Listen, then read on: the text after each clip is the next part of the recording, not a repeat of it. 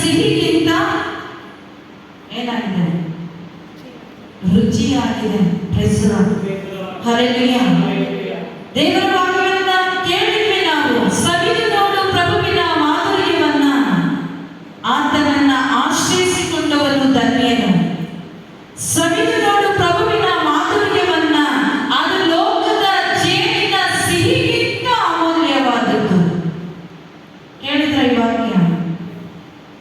ನೆನಪಾಯ್ತಾ? Hallelujah. ಪ್ರಿಯರೇ, ನಮಗೆ ರೋಗ ಸೌಖ್ಯ ಇದೆಲ್ಲವೂ ಕೂಡ ಆಗ್ಬೇಕು ಅಂತ ಹೇಳಿದ್ರೆ ನಿಮ್ಮಲ್ಲಿ ವಾಕ್ಯ ಇರಬೇಕು. ಕೇಳಿದಂತ ವಾಕ್ಯ ನಮ್ಮ ಹೃದಯದಲ್ಲಿ ನೆಲೆಗೊಳ್ಳುತ್ತೆ ಹೊರತು ಅದು ಫಲ ಕೊಡಲ್ಲ. ನಾವು ಏನ್ ಸಮಸ್ಯೆಗಳನ್ನು ಹೊತ್ತುಕೊಂಡು ಬಂದಿರ್ತೇವೋ ಆ ಸಮಸ್ಯೆಗಳಿಗೆ ಪರಿಹಾರವಾಗಿದೆ ದೇವರ ವಾಕ್ಯ. ಅದಕ್ಕಾಗಿ ಇಬ್ರಿಯ 4:12 ದೇವರ ವಾಕ್ಯ ಹೇಳ್ತದೆ, ದೇವರ ವಾಕ್ಯ ಜೀವಂತವಾಗಿದೆ, ಅದು ಕಾರ್ಯ ಮಾಡುವಂತದ್ದಾಗಿದೆ.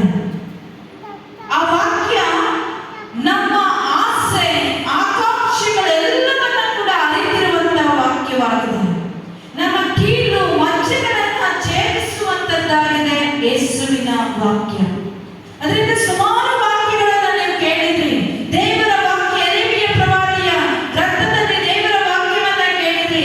ಎರೆಮಿಯನು ದೇವರ ವಾಕ್ಯ ಸಿಕ್ಕಿದೊಡನೆ ಅದನ್ನ ಹಾಗೆ ತಿಂದು ಬಿಟ್ಟೆನು, ಅದು ತಿನ್ನುವಾಗ ನನ್ನ ಉದರದೊಳಗಡೆ ಜೇನಿನಂತೆ ಸಿಹಿಯಾಗಿತ್ತು.